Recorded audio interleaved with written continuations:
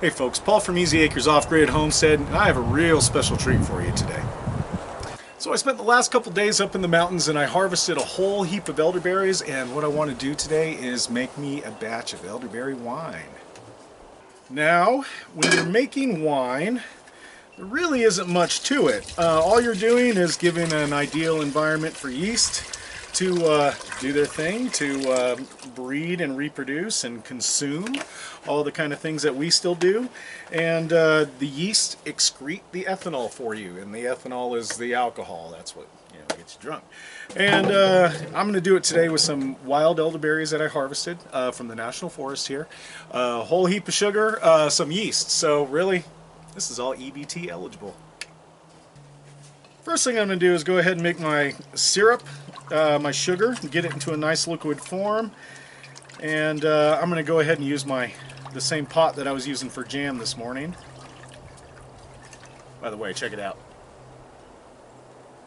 Ooh, isn't that pretty? I'm just waiting for it to set. Okay. And while that is heating up, I'm going to go ahead and put my elderberries in my large tank. Oh, they've been sitting on ice for the past 12 hours. Oh yeah, look at that. Look at that. I learned this morning when I was processing my elderberry jam that it is much easier to mush the berries before you add water. So I'm going to go ahead and start mashing them while this water is warming up. Get all the juices out.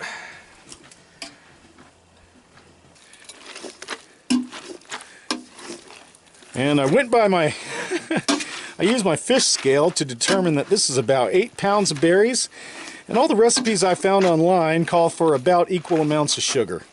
Seems like a lot of sugar to me, but the thing about the sugar is that it's going to act as the food for the yeast, along with the sugar that's in the berries themselves.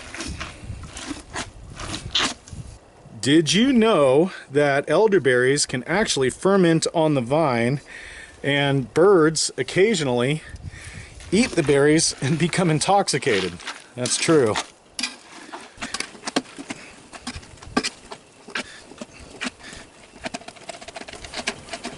It's kind of suggestive. If I had a food processor, I would use it, but you know, this is fine. It works.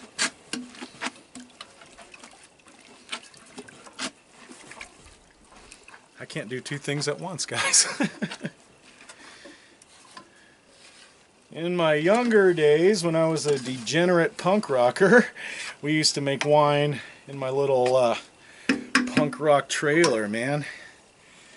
And we would just use grape juice concentrate, sugar, and yeast, and that's it. Set it in a bucket, and away you go.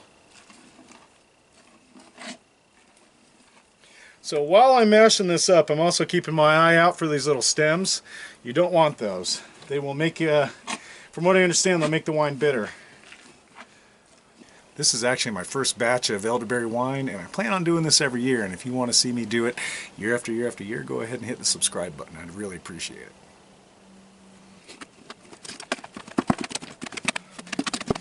I don't know why, but in my head I'm just imagining that old viral video of that woman falling out of the grape crushing vat right onto her face. Best faceplant ever documented.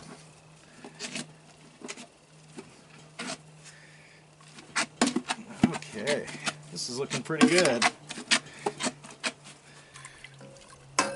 So like I said, the recipes that I have read call for equal amounts of sugar, but that seems like kind of a lot to me. So, oops, this being a 20-pound bag, I'm going to go approximately halvesies on it and see how I feel.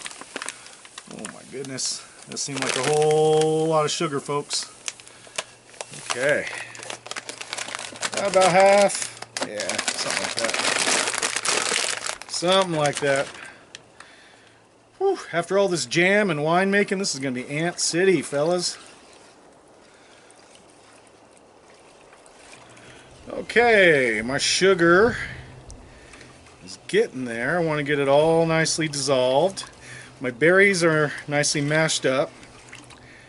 And yeah, once I work out some of these clumps, I'm going to go ahead and add it to my giant stock pot, to the fruit, and start mixing her up. Oh gosh, this is going to be Ant City if I don't get on cleaning this.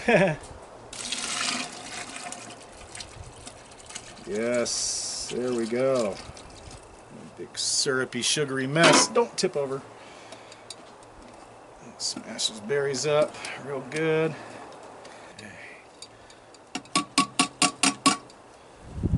Clean bucket down there. All right, add some more. Nice. Take that up to the water tank to wash it a little bit. All right, pop that baby on and let's turn up the heat. Oops, the flame was out. We'll turn up the heat and get this cooking.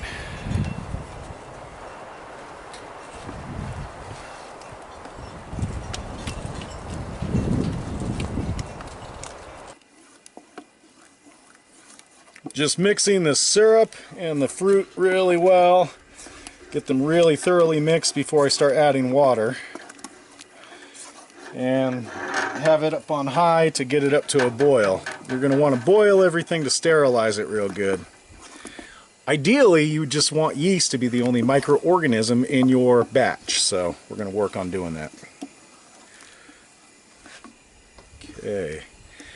I've got my eyes peeled for any stems or spare little parts like that, but I think I did a real good job at the river sorting and rinsing this whole thing out. Cool. I have a feeling that utensil will be stained forever. A very good friend of mine did that for me. Isn't that cool? Okay, let's get some water.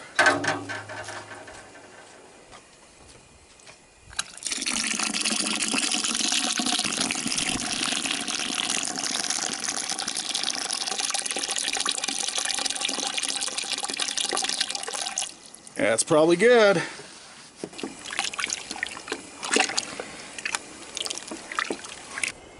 Alright, we got all of our mash mixed together with the exception of the yeast. That's going to come a little later.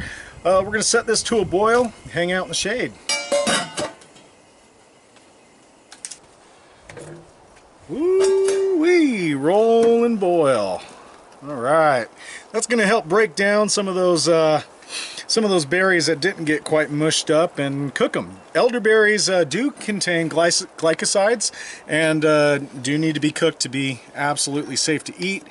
However, I have read sources saying that the glycosides aren't really bad for you, but you know, I play it safe and just cook all my elderberries real thoroughly. All right, cool. We are just about there. Okay, cool. So, final step for now is I'm going to wire this shut. Let her boil for a little bit longer. And then I'm going to knock everything over here, but then I'm going to set my container with my mash off to the side and allow it to cool overnight. So after it cooled, I added my yeast mixture to it, and I unfortunately neglected to film it. Basically what I did was took a couple cups of water in, regular pot and boiled it to a nice rolling boil, and then allowed that to cool to about 100 degrees, a little warmer than room temperature. Mixed it up and added it to my berry sugar mash mix. Here you can see the homemade kind of bubbler airlock that I made with a plastic bottle and a bit of fuel line. That fuel line never touched any of the wine, so no problems there. But it's really helpful because you can track the rate at the yeast consumption of the sugars based on those bubbles. So once those bubbles start to slow down, you know your wine's just about done. This here was just after a couple days in the dark and trying to keep it warm to keep those yeast going. I think I hear one of our local Stellars jays kicking up a fuss for some reason. All right, let's see.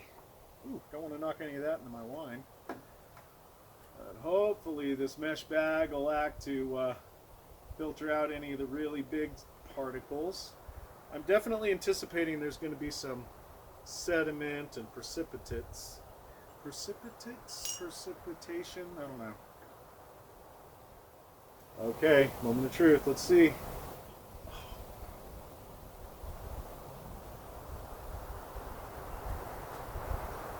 Oh my goodness, look at that.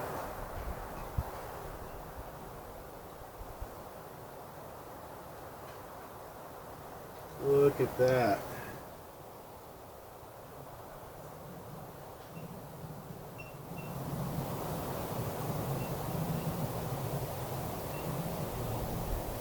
No, no, no. Stop. Stop. Ah! I'm really not trying to do that. I can really smell the alcohol coming off it.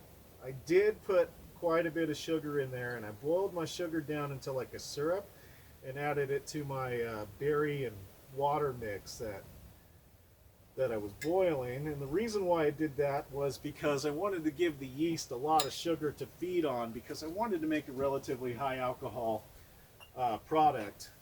Not because I especially want it to be very strong, but the more alcohol in it, the more shelf stable it is.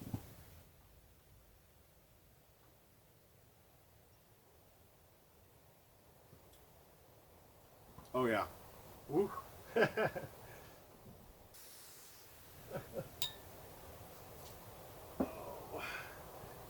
Oh, you gotta love that consistency, don't you? That's the kind of craftsmanship and attention to detail you come to expect from Easy Acres Homestead. There we go. You know what? As long as it turns your EBT food benefit into alcohol, that's all I care about.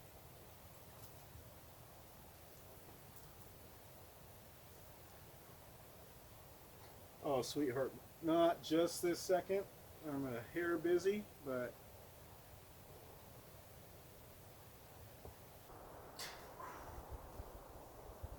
You're probably wondering what it tastes like, huh?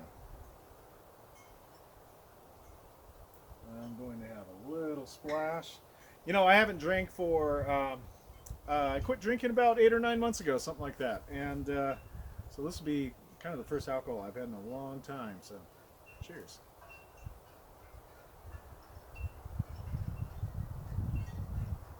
Mm. You know, it's kind of... I think the proper term is dry. It's not very sweet. It's doesn't have like an overpowering kind of fruity kind of smell to it. It smells like wine. It smells like alcohol. And I'm probably not the best judge of this, but it tastes like tastes fairly strong to me.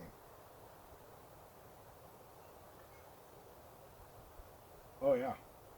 Even when I did drink, I tended to drink pretty cheap box wine, that sort of thing. You know, I'm frugal if nothing.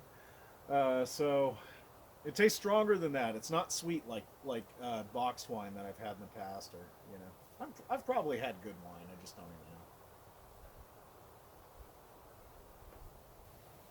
So yeah, folks, there you have it, elderberry wine. Out of this thing, I made, you know, 1, 2, 3, 4, 5, 6, 7, 8, 9 bottles, and I still have some more to go. So hope you guys enjoyed. Hope you learned something. Honestly, making wine or beer is a pretty easy process. You just give yeast an environment that they want to live in and something that they want to eat, and just let them do the work for you.